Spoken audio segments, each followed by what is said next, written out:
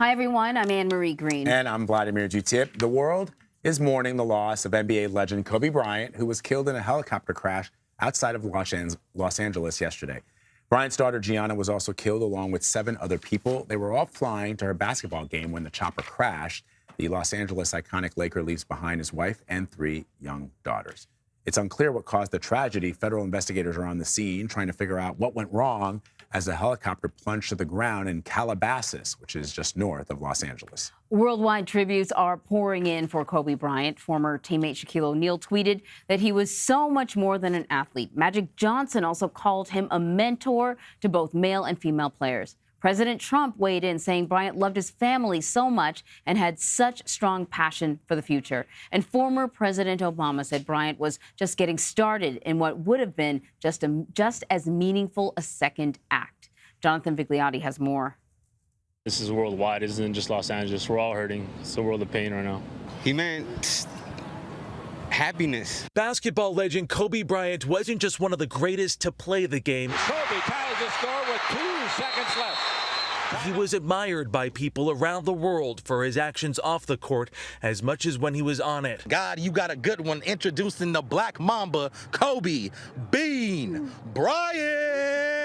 The retired NBA star was killed after his personal helicopter crashed into a steep hillside Sunday morning, killing everybody on board, including his 13-year-old daughter, Gianna. As you can imagine, it's a logistical nightmare in a sense because the crash site itself is not easily accessible. Debris from the charred helicopter was scattered across the size of a football field. The helicopter was flying in fog that was so thick the LAPD had grounded its helicopter fleet Sunday morning. I think he was just completely disoriented. He couldn't see.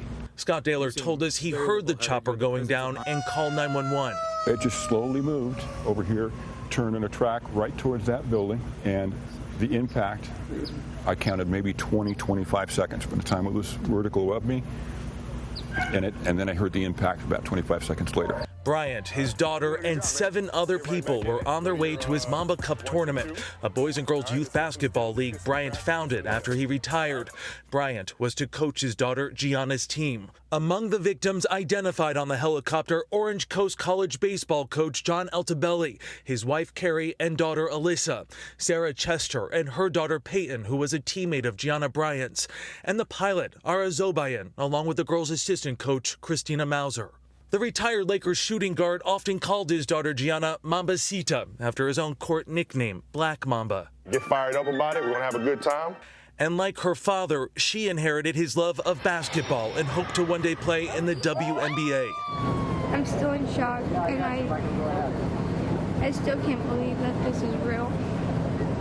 We spoke to a group of players who participated in the Mamba tournament. They meant a lot. Just 2 people I wanted to look up to. So our Nichelle Medina is standing by in Calabasas, California, near the crash site. Federal investigators, Nichelle, are at the scene of the crash today. What sort of activity have you seen this morning?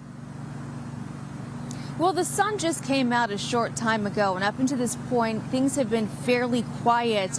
There was a big law enforcement presence just behind my shoulder over here, but you can see, just by the looks of things, it has really thinned out. Authorities, though, they have been asking that fans stay away from this area.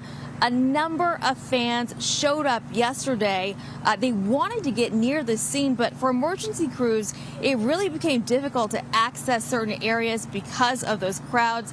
Many of the roads, the one just behind me, they remain closed at this hour. Nichelle, what do we know about how officials are conducting this investigation? Well, I can tell you a team of investigators from the NTSB, also the FAA, is involved in this investigation. But those NTSB investigators are expected to be here at some point this morning. They're going to be back there in those foothills. We can tell you once they get there, they're going to be analyzing a lot of information. They're going to be checking the pilot's history, the history of that aircraft. Not only that, the weather conditions. That could be a big factor in all this. Yesterday, there was a lot of dense fog. Visibility was extremely difficult. So no doubt they're going to be looking at all of those factors and try to put the pieces of this puzzle together. When it comes to those investigators getting to the scene, Again, you've seen what this looks like just behind here, but we're hearing they are dealing with some very steep terrain, so it makes it extremely difficult to access those areas. And so what has the reaction been from the people that you see in the area? You've been there all morning long. Well, nobody's allowed, particularly in this location where I am, because these roads have been closed off. But I can tell you it's much of what people across the nation and really the world have been feeling.